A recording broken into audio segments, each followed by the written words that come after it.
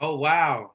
What's up? What's up? We back You, with another episode of the Leeds Fitness Unlimited podcast. Today, I got a good brother of mine, a brother, a friend, long time. We go way back. My brother Alex Hale. What's good, bro? what's going on, brother? It's so funny when that voice came on saying like this is being recorded. I had flashbacks like that. Global Tail Link. I know some of y'all out there know what I'm talking about. Hey, it's got to be said. That's it. But what's going on, man? How you doing? Man, I'm great, man. I'm blessed. I wanted to get you back on the podcast. For those of you guys that are just tuning in with us, I had Alex on a earlier podcast. It was like season 1 or 2, Mm. and that podcast that we did, bro, is actually like one of my highest viewed ones. We had a pretty good conversation. So, We always do. It just doesn't always get recorded. Yeah. oh, for real, I had to bring you back on for a special episode today. We're gonna talk about, with it being Father's Day coming up. Yes, I sir. want to bring you on because you are someone that's got more experience than me in this, but I've always just kind of watched what you do. Stepped up as a family man and took care of your family and your responsibility, and I learned a little something from you. So I wanted to bring you on and just talk about, you know, what is your journey of being a father? What is that? Just what have you learned as a man, or what have you grown, just from having your kids?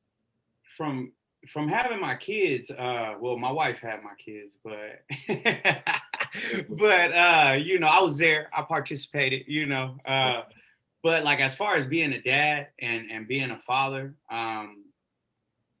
one thing that the first thing that I realized, and I believe I told you this, Mike, too, before you had your daughter, was that when you have your kid, especially your first kid, like you realize that your parents were just winging it. You know what I mean? Like nobody has a handbook for this. Like they have a lot of books on parenting and things like that that help out a lot. I encourage people to use resources like that. But at the end of the day, it's your child. And as a father, I know that it's my responsibility, nobody else's. It's not the school's responsibility. It's nobody out in the world's responsibility of how my child is raised. It's my responsibility, my wife and mine. We are our ideals, our beliefs, our fundamentals are what is going to cause our children to come. And I took that wholeheartedly because people always wonder why their kids argue with them and stuff when they get older. I mean, it's going to happen, but a lot of times it comes from differences in mindset because somebody else is feeding into your kids, somebody else is educating your kid on the things you should be educating your kids on. But yeah, just being a dad has been amazing. We have my son William. He just turned 4 this year. My daughter just turned 1, and we have another baby boy on the way, due in November. So I'm trying to catch up to my dad. My dad has 6 kids. So it's amazing. People say, "How many more you gonna have?" I say, it's up to her. I'll always be ready. Yeah, I feel But you. I feel you. yeah. So you mentioned your dad. So let's just bring it up now. I just wanted to ask, what did you get from your relationship with your pops, growing up, that you took into you being a father? Well, there's a quote that I heard, and it says the wisest person is the person who learns from others' mistakes, right? And I want to first, even like right after saying that, like I don't want this to come off the wrong way. I loved my dad to death. My dad passed away in 2019. I love that man wholeheartedly. Like that was my dad was like one of my best friends. But even in that statement, right? Like I loved my dad, and I know going back to what I said before, as far as like your parents just winging it. My dad had 6 kids by the age, I believe, of 26. 26, 28, somewhere around there. So me being 31 and realizing that he had 3 baby mamas, me realizing how I felt when I was 26, 20, I still felt like a kid. So to have a bunch of kids while you're a child or becoming a man, I can understand why he made a lot of decisions that he made. And that's another thing, going back to the question before, that it gave me becoming a father was I had a lot of respect and understanding for my mother and father. And, you know, like I was like, hey, you know, sorry I gave you such a hard time. Now I see, you know, kind of you guys were just doing the best that you knew how. And, you know, but the biggest thing that you could take away, and another quote that I love is like, be the father that you always wanted. Again, I love my dad to death, but there were times he wasn't there when I wanted him to be. There was times that, you know, he didn't step up to things that I thought, in my opinion, you know, again, in you know, my childlike mind, like how I thought he should have. But now I get to be that dad. Now I get to be that father for my children, that imprint on them and that don't just choose me. Because, you know, like I said, like my dad, he was kind of either it's my way or the highway, and that was for his women, his children, whatever. Like, you know, I'm gonna do a movie, and like, you know, and that's again because of where his mind was at, and it was the best he knew how. It's what he saw from my grandfather. You know, my grandfather used to hit the road without letting anybody know. Call, you know, he'll call from a payphone a week later talking about he's in New Orleans. You know, just him and his dog. So and he's like, if people be like, "Where you at, man? When'd you leave?" Ain't none of your business. I'll be back when I be back. You know, so those, you know, and I think a lot of us, you know, coming out of Oakland and places like this, we have similar backgrounds with that. Like, you know, Papa was a Rolling Stone, you know, but you know, it takes nothing away, because especially towards the end of my father's life, our relationship grew so much more from, you know, the respect that I started having, you know, becoming a father, and then also me growing as a person and realizing that, you know, you don't, like, you can't have expectations on people. You can only have expectations on self. You know what I mean? Like, you can't expect people to act how you think they should act. People gonna act how they act, you know. But that's a lot. I learned all that because of my father, right? Because of the things, like, you know, we go through tribulation, which brings perseverance, which brings character, which brings hope. And that's what it was. You know, when we go through these hard times, you know, we turn our what's the word that I'm looking for? Our disadvantages into our advantages, you know, our you know, yeah, basically that. Though we turn problems into positives, you know what I mean? And that's it. And I learned a lot of that from my dad. And one thing that I did learn from him big is that, you know, don't worry about what everybody else think. If you good at night, if you sleep good at night, then that's what it's about. And that spoke to me in a different point, you know. But I think that's what you was asking. Yeah. Definitely, definitely. And you know, that's why I think it's important, you know, that we even had this conversation, because just off of what you said, I had the same, pretty much the same situation, you know, give or take a few things. My pops is he's still here and around, but you know, it was very similar. He had 6 kids, 3 different women. I'm the oldest, you know, it is what it is, you know, but I think that's important to bring up, just because I know that it's another youngster that's gonna hear this, and you know, you don't always understand what's going on with your parents, but as you mature and grow older, you know, you could see, you know, you could see why or how things happen the way they did, you know, Yeah. to a certain extent, you know. And even like with my grandfather, I had grandfathers that was present in my life, but they were mainly from my mom's side of the family. My grandfather on my dad's side of the family, I never got a chance to meet him.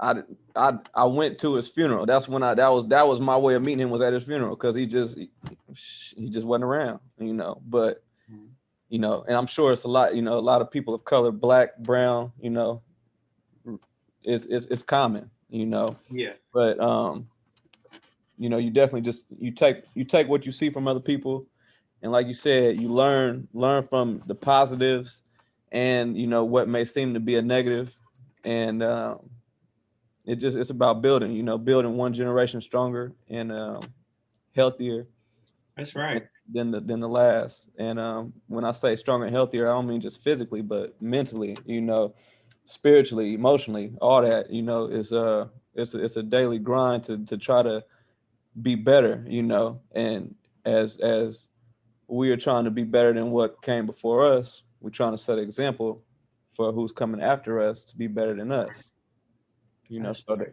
that's important. Now, I know you grew up playing sports at a young age. How much was that of your dad's influence? I'd say, well, you know, my mom's somewhat of a hard hitter too. So, you know, but but big, huge. You know what I mean? Like it wasn't a question if we were gonna play football. Like, you know what I mean? It was like more so like, hey, you going out there? Your brother's out there, your cousin's out there, and you know what I mean? It's like you going out there. Plus, you remember Uncle Monty, like, that coach, his dad, Cloy, was the president of the San Leandro Crusaders. So it was like we had the end too. And that actually brings me to another part. Not all, in this Father's Day coming up, give flowers to the fathers who aren't your fathers, but played a father role in your life, because I know we all got a lot of coaches and people that have stepped up in our lives, maybe when our fathers weren't there, who impacted us a lot, but that's a side note. But my dad, that was something that was big, because even like that first year, I don't feel like that first year I went out to play junior Pee Wee, like I actually wanted to play football, right? Like I think I was just going out there because my older brother went out there and my cousins was out there, and I'm like, oh, I'm gonna go out here, and I kind of half-assed it. And this is like tying into what I'm saying. My uncle was the coach, and I got cut. This is why I believe in cuts today. A lot of people say everybody should get a trophy and all that. I don't believe in that. But believe what you believe. It's cool. If you root it, it shouldn't offend you. But so when I got cut by my uncle, like that pissed me off, because I'm like, we supposed to be family, But my dad and my uncle were on the same page. Like, nah, man, if you ain't doing shit on the field, then you shouldn't be out there. You know what I mean? And this was coming from my father and my uncle. So it was like two father figures in my life who were basically teaching me a valuable lesson at a young age, that, hey, if you're not going to step up to the plate, and do what you're supposed to do out here, then don't waste nobody's time and get off the field. So I came back that next year a beast. I was hungry, and I heard a great quote from a great friend in my life, who told me that the meal that tastes the best is that the one that you're hungriest for. So, when I went out and I played football that next year and the years to come, every year, like and you remember how we were raised in that organization, like it was I don't even want to say pat on the back. Like, you were the man if you went out there and laid the hat. Like, you were that guy if you were known to be a hitter. You had them certain stickers, assassin on your helmet, things like that. How many skulls you got lined up? A lot of that you had to earn. I know, like, towards the end, I don't want to speak bad on the new generation, but I know some people felt that they were giving them out, the younger groups, but I felt that I earned every one. You know what I mean? And we took pride on that, as a notch on the belt. But I was thankful that my dad, and then here's the thing about that.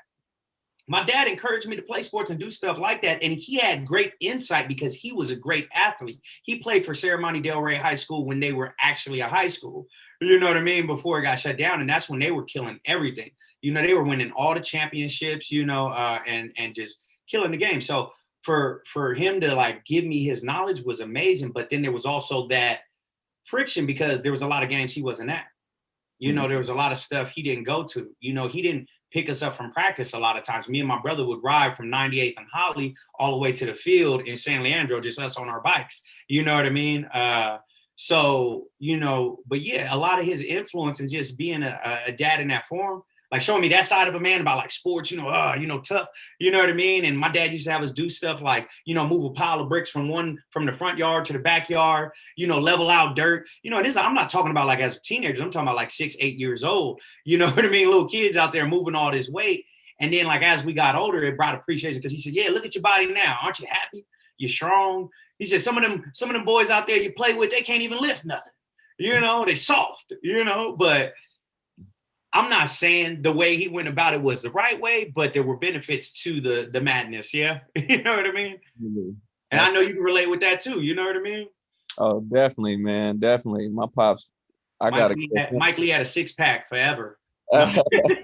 And that was because of how I was raised. I was always raised training, and I got to give my dad pretty much all the credit for that, for putting me in sports. If it wasn't for him, I would not have wanted to go to college, let alone have got there, and then got through it, So, and that was, by putting me on a path in sports, and all the lessons that came with that. My first day out there on the team with y'all, my first day on the Crusaders, during the tryouts. I hadn't even made the team yet, and I'm coming from playing basketball.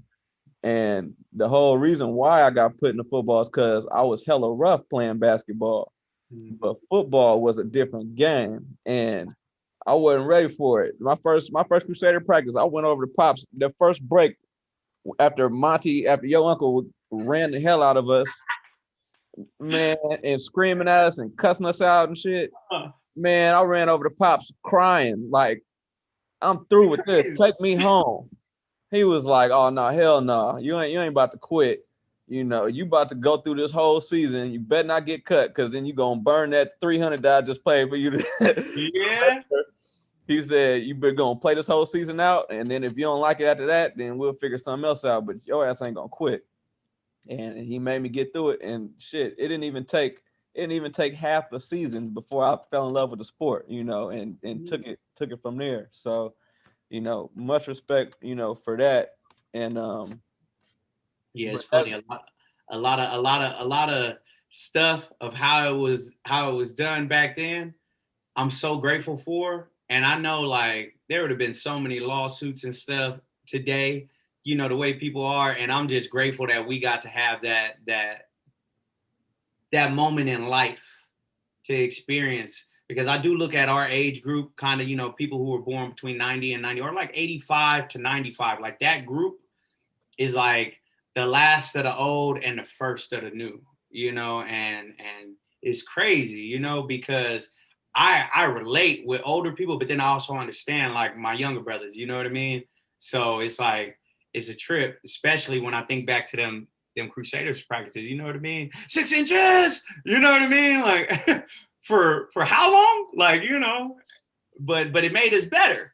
You know, I always say we either excelled a lot. If you came out of that organization, you either went really good and you became successful and are doing great in life, or doing good, you know, or you at least have good morals and standards, or you went all the way bad and you did well in that arena. You know what I mean?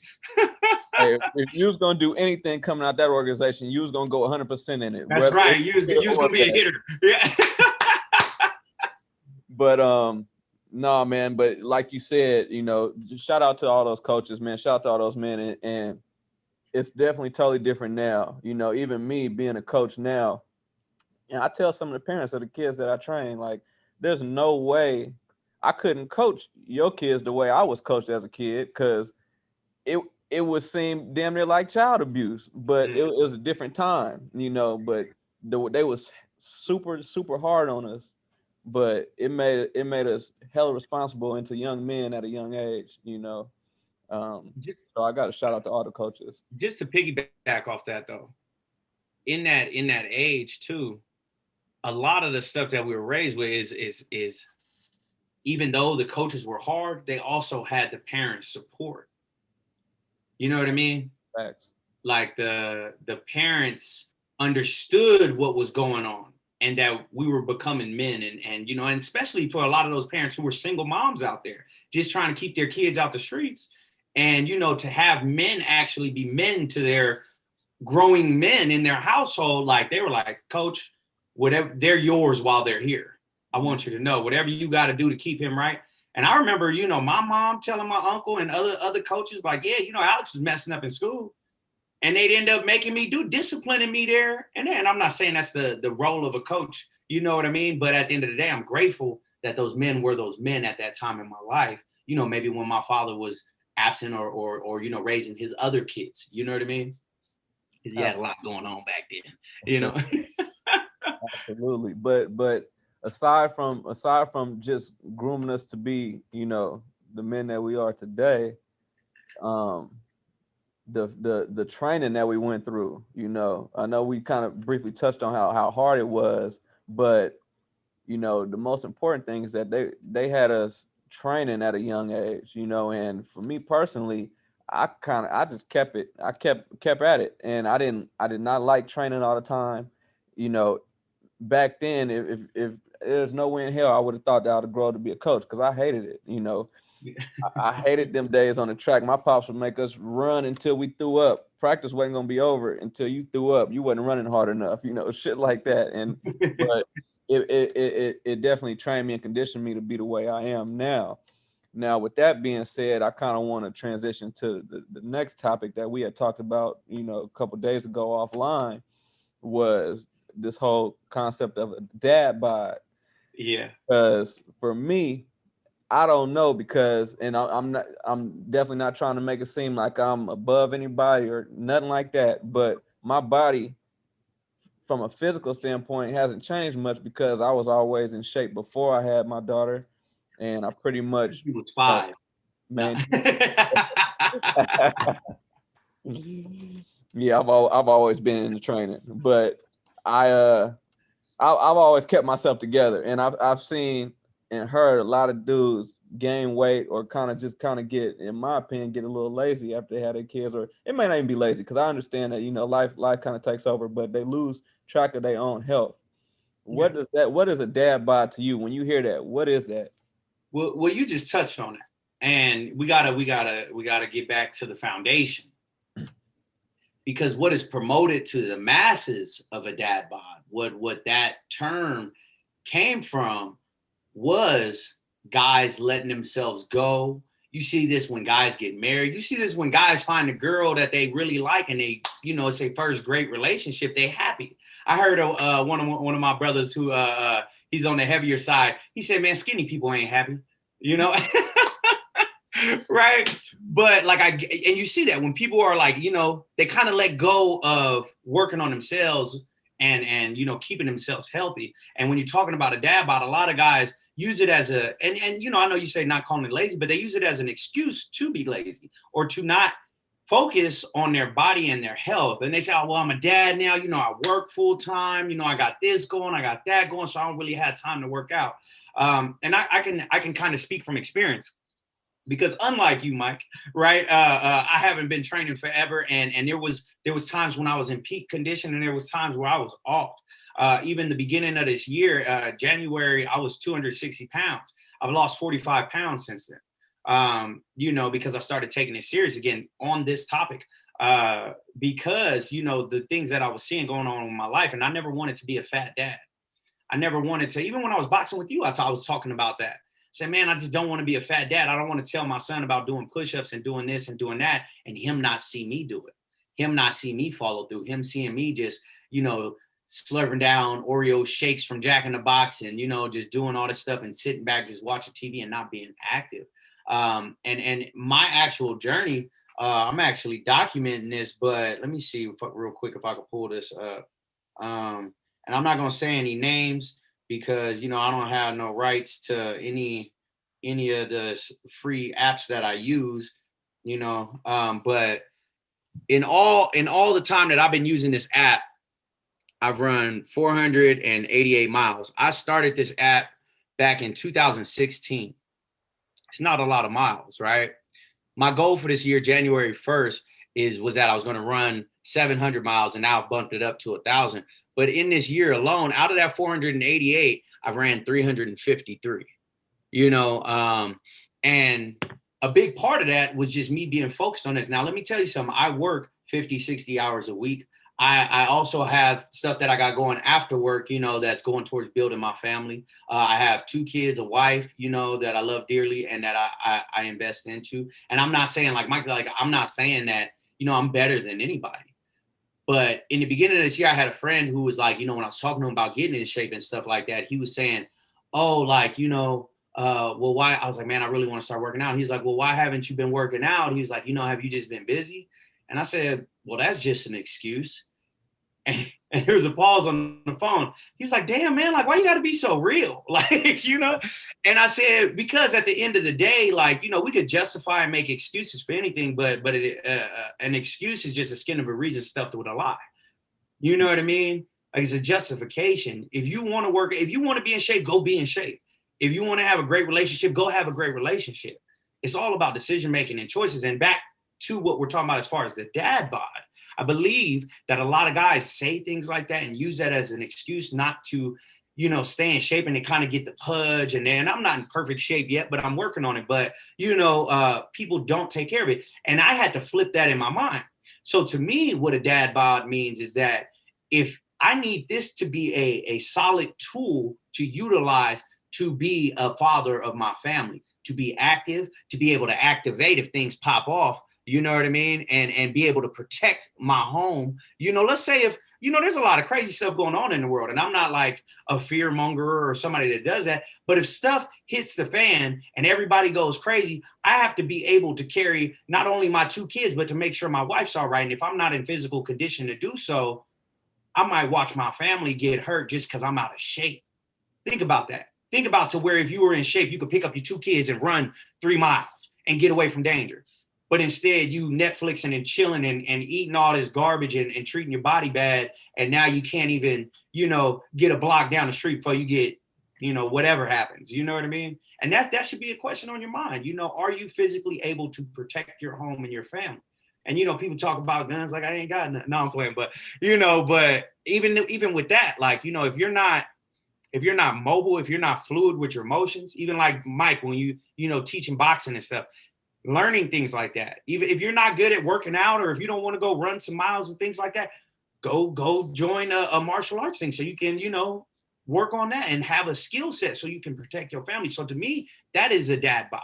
For me, my dad bod is to be a tool to utilize for my family. You know, I want to be strong for my family. I want to be strong for my sons as well as my daughters, to show them what health looks like, so that in that way, you know, they start being healthy and pick up healthy habits at a young age, so they don't deal with a lot of ailments. Like the reason my father died in 2019 was because of ailments, because of his lifestyle, you know, that led up to that. You know, you live fast, you die fast. Like, this is facts. Like, you know what I mean? And that's a lot of us. You know, me, I've been clean and sober for the last 6 years, you know, and I don't push that on anybody. I don't see nothing wrong with like smoking weed or drinking or stuff in moderation. My problem was I just couldn't do it in moderation. It was all or nothing. You know what I mean? Like, we turning all the way up or we ain't turning up at all. So I had to turn it off, you know, but that's what you got to understand, is that, you know, as a dad bod, like I look at that, like I want to be here a long time to not only be able to be an example for my kids, but for my kids, you know, as long as God allows me to be on this earth, I want to be able to be a vessel for him and to be an example to my children and train them in the way that they should go, so they can have healthy lives and healthy relationships.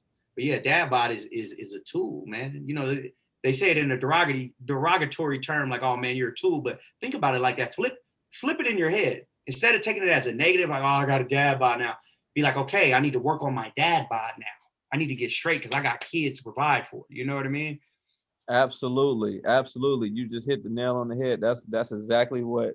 That's the whole reason why I wanted to have this conversation with you, because I want people to understand that ain't nothing wrong with a dad bod. It's what y'all saying it is, you know. And like you said, it's about being strong, you know, and it's not even about really looking as strong. It's more so internal. Yeah. Can you handle whatever's gonna come your way to protect your family, you know? And you know, as you mentioned, you know, with your father, but really with so many of our people, you know, our grandfathers, our uncles, you know, and not even just the men, women, you know, but people in our community are fucking plagued by disease, obesity, heart problems, you know, shit like that. That, you know, is essentially a lot of that stuff could be avoided. Yeah. You know, and so you actually answer you pretty much answered the next question I have for you, was what does leaving a legacy of good health mean to you? And you know, you touched on that with your kids, and you know, just teaching them, you know, to be a good example for them.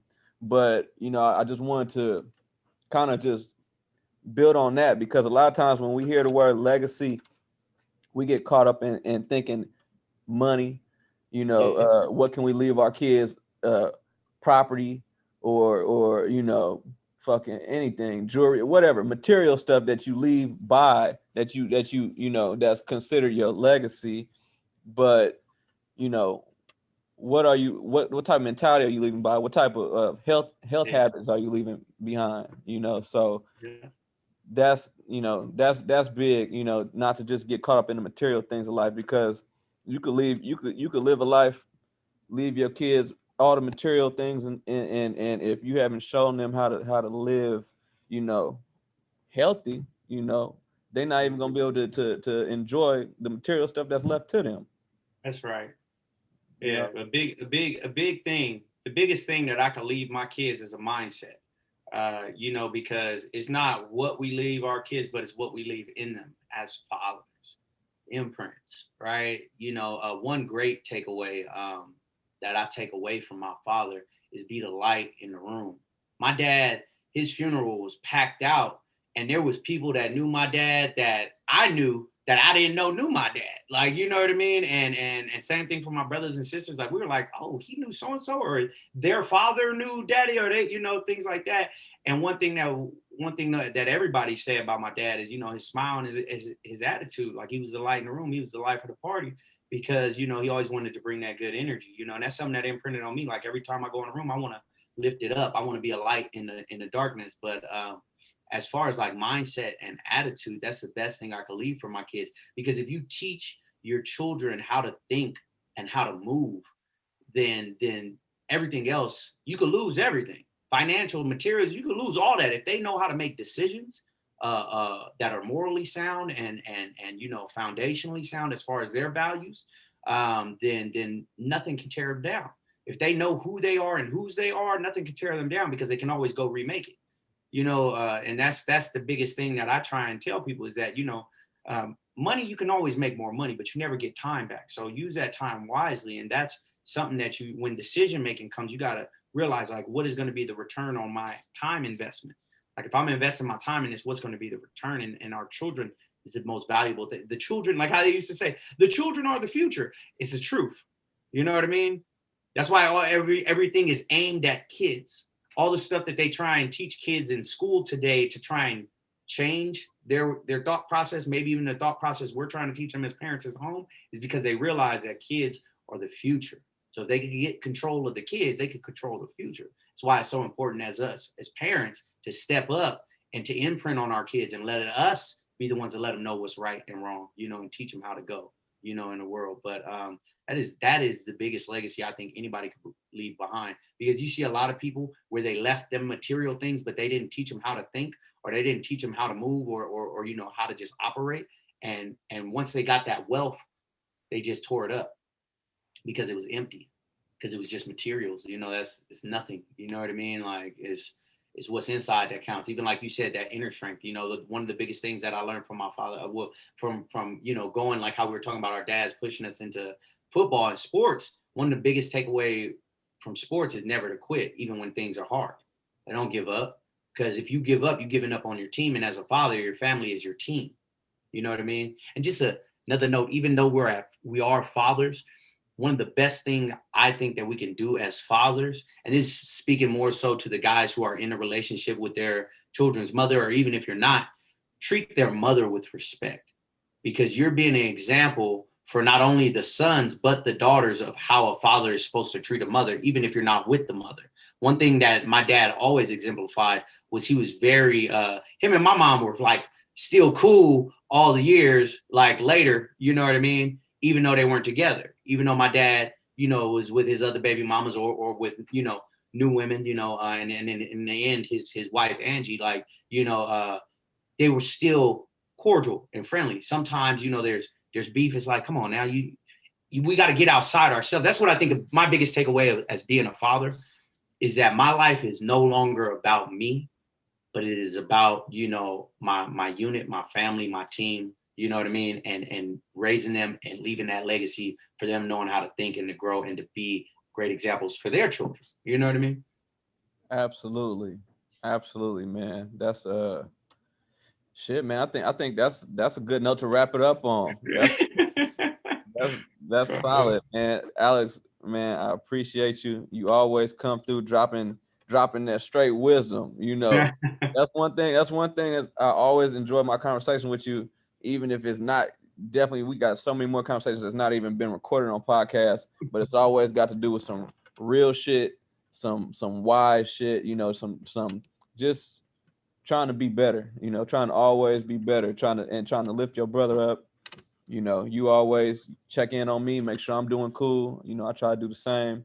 You know, and we need more of that, because and I'm just gonna say this, you know, and this is part of the reason why we did this podcast, is because, you know, as men, as fathers, we have our own challenges and things like that. And like you mentioned at the beginning of this, there's no playbook to this. You know, we all learn on the fly. So it's good to have a support system of other men, you know, that you respect, that's doing the same shit.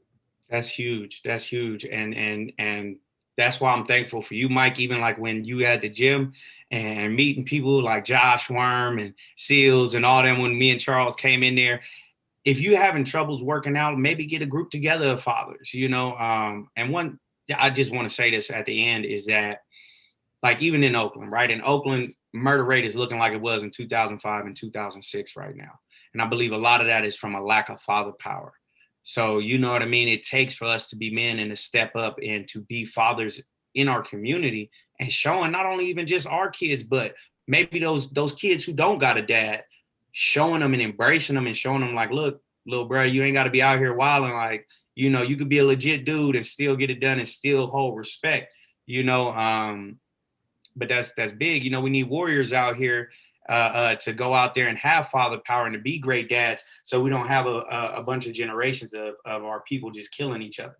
You know what I mean? And I think fellowship, and you know, it doesn't always have to be about church. Like, you can do it and have a healthy relationship with other brothers and people and be able to go out there and just show like great examples of being dads and being healthy dads and you know, going off each other, like the conversations you and I have. Like, even I love how you put that out the other day about, you know, if you can't do 30 or 100 push-ups in 30, like every day for 30 days straight, you're weak.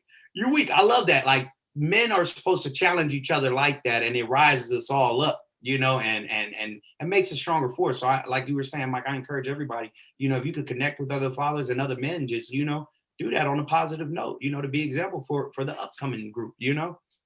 Absolutely, man. Alex, thanks again for coming on the show. If you guys have watched the show all the way through this point, that means that I'm assuming that you liked what you heard. So go ahead and share it with somebody, like it, help us grow this. And if you know somebody that might need to hear this, you know, share it with them, and let's spread this movement that, you know, a dad bod is something positive. It's not no lazy shit, you know. So again, Alex, thank you, bro. And I will be tapping in with you soon. Right on, brother. All right.